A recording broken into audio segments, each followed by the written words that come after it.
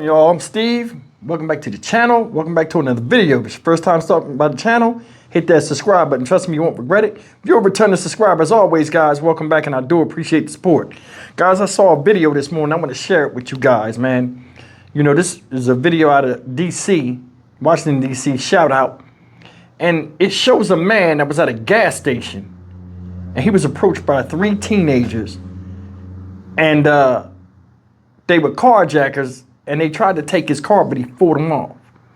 Now, the guy talks about his ordeal and stuff like this, and like nowadays, you start to see a lot of kids, young as 8 years old, committing crimes against grown-ups because they ain't got no respect, no home training, so on and so forth. We all know this.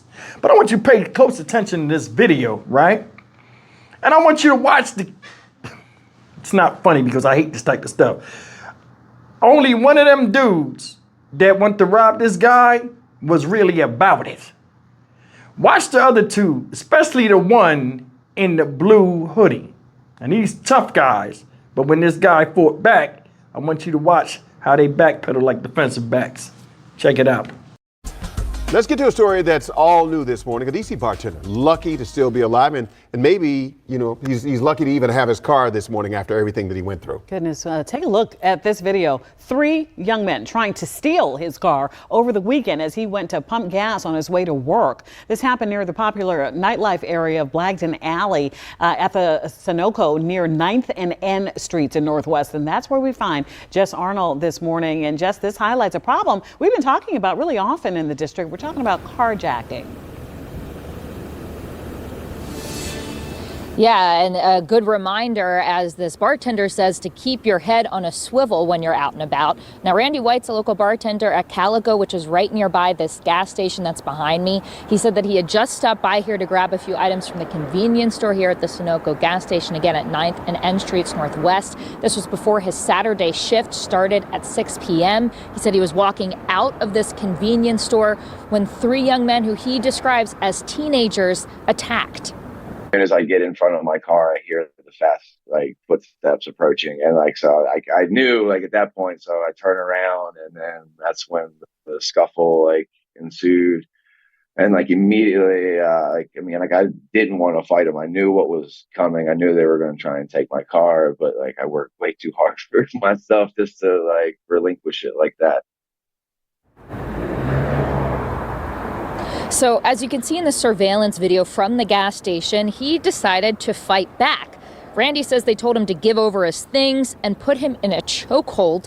His keys then fell out of his pocket, so he grabbed at them, and this ended up being his Hail Mary, because as he and one of the 3 attackers pulled at the key fob for his car, it broke in half. You can see that some of the young men tried to get into his car, so Randy did as well, and then they ended up getting out soon after and just running off. They left his car, but they did take his broken car key and actually his apartment key too that was with it. After they took off, Randy says he noticed that one of them had dropped an AR-15 magazine, but he did not see a gun on any of them.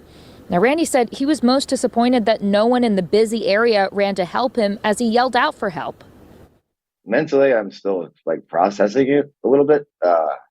But my body is kind of messed up a little bit. My knees are all torn to shreds. My hands, I had such a strong grip on the guy's shirt and everything that I ended up bruising my knuckles. So it was so tight. You fall off the bike, you get back on.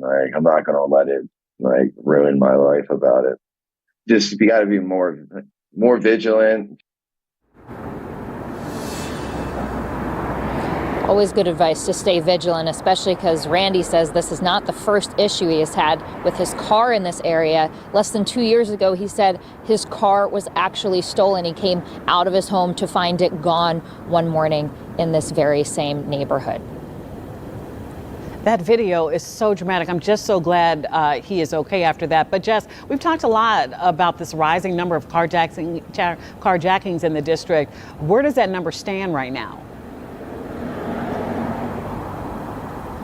Yeah, I took a look at police data this morning to get an idea, and it shows that we're at a little over 400 reported carjackings year to date, which is almost half as many as we were at last year at the same time. So that's good news data-wise. Of course, does not bring much comfort to people who have to experience this kind of incident like Randy did. And when it comes to closing these cases, but because police do have an open investigation into this incident, they're at about 25% of these year-to-date carjackings that have arrests made in them. Guys. Wow. 400 year to date, though. That's no small number. All right. Jess, thank you so much. So glad he's okay. Well, you've seen it.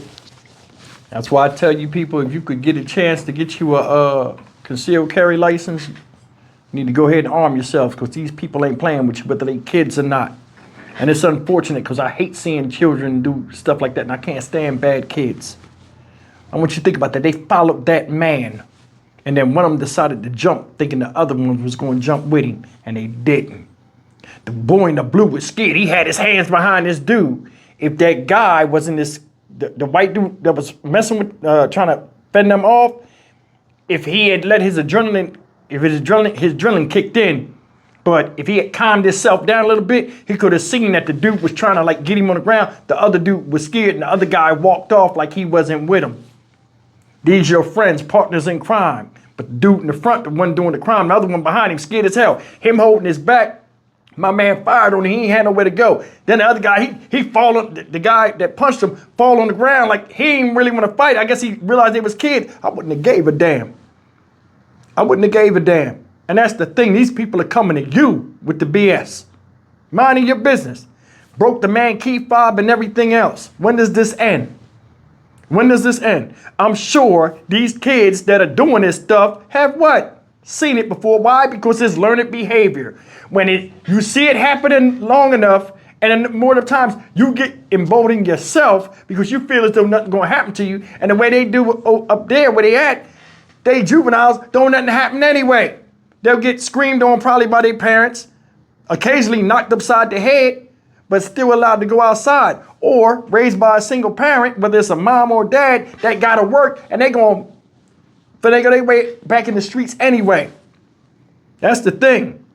You can't save a kid to keep jumping in the damn fire. All of them look crazy. You know what I'm saying? This is heartbreaking to see this type of stuff, and it's scary out here. We used to warn kids about the dangers out there. Now kids are the danger we got to warn each other about. Think about that. These kids are coming for blood, a lot of them.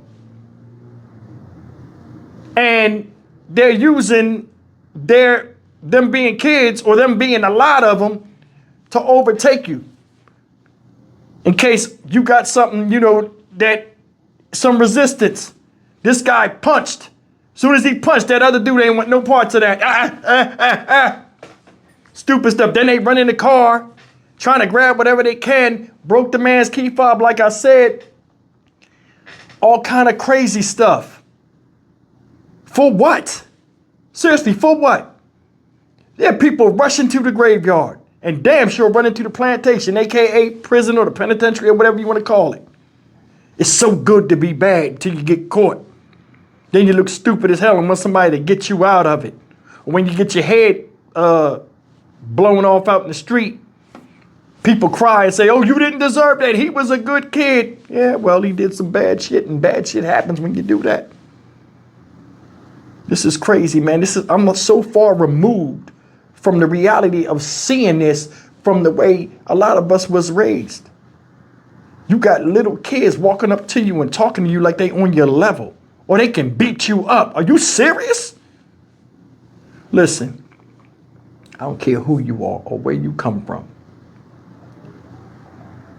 You have the right to defend yourself against a kid that's trying to do you harm or take something from you, which is almost, I can say almost unheard of. That's crazy.